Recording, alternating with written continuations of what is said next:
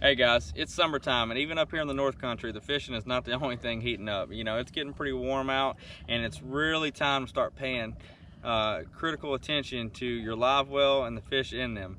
You need to make sure that we've got a good environment for those fish when we put them in there, and that they can remain healthy throughout the tournament and be released to be caught another day. I really enjoy fishing the 5-fish format tournaments, and it's our responsibility to take care of these fish when we catch them. And there's a few steps that you can do that really doesn't take a lot of time, but can make the whole process a lot simpler, and if you stay on top of it. So number one thing, add ice. Okay, you don't need to add too much ice, but you need to keep that water temperature at a cool, like 75 degrees is what I like. 75 to 80 degrees I think is pretty daggum good in the middle of the summer, right? You're taking these fish out of 90-degree water. It doesn't, you know, sometimes the water could be in the mid-90s in the south. The fish can survive in hot water, but the problem is that we can't keep the right amount of oxygen in hot water in our live well. So it's really important to keep that temperature down so you can keep the right oxygen content in there. So when you're adding that ice, some of the ice has chlorine, has some of the other additives in it.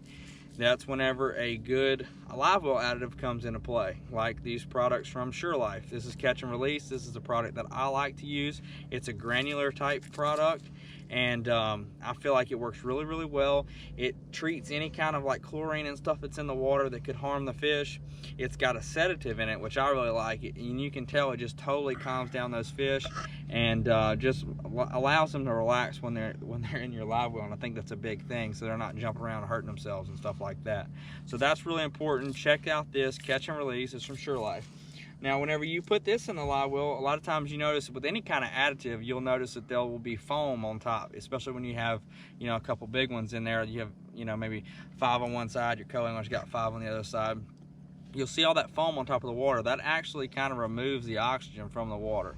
So it creates a buffer between the oxygen in the air and the water itself. So you add this foam off here, it'll take that foam completely off the top of the water, and you know, it makes it a lot better. Trust me guys, you don't want all that nasty junk in there. So get some foam off. And also, if your live wells get dirty, there's a tank cleaner right here that's also from Sure Life. Really good stuff. You don't have to worry about adding some kind of soap or something like that may also harm the fish whenever you're trying to clean your live wells. So I think that's really important too. But with all that being said, with it being summertime, a lot of times these fish are being caught deep, and I hear guys say over and over again, oh, well, I'm not gonna fizz my fish, I'm just gonna, you know, use some fin clips like this. Guys, you've got to fizz those fish as soon as you catch them to relieve that pressure off their organs from that air bladder. And it's so simple to do. All you got to do is get you a cheap little needle from Tackle Warehouse, from any of your local tackle stores. This is the Ben's Mender. It's just a little bitty needle, and I like to fizz them through the gullet. I've tried the other way, and I fought it and I fought it and I fought it because I was scared to fizz them through the gullet. I thought I would kill them. And whenever I started doing it that way, I realized how much simpler it was. It saved a lot of time. I don't feel like I did nearly as much harm to the fish, and it was just a lot simpler process. So I'm gonna show you guys how to do that, and you'll see how quick and easy that process is. All right guys, we just got, this fish is fresh out the lake, needs to be fizzed. So if you can see right here, I'm gonna take my needle, and right in between the crunchers right here, right dead center is where you're gonna wanna go, right there. Just like that. See the water? I don't wanna fizz her too much. That's all I wanna do, just to where she'll sit like that.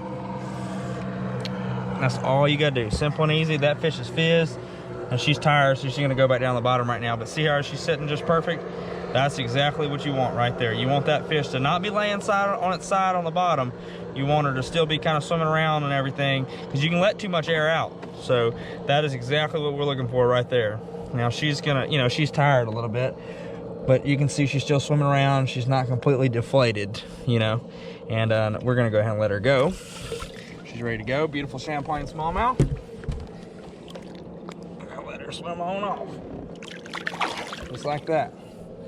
But you take those steps, and if you take those steps and make sure that you have a good additive, keep your live well water cool, and fizz the fish when you catch them deeper, guys.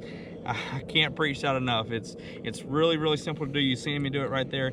It doesn't take much time. Do it as soon as you catch them, and you'll have a lot less trouble keeping those fish alive, guys. Good luck on the water. See you.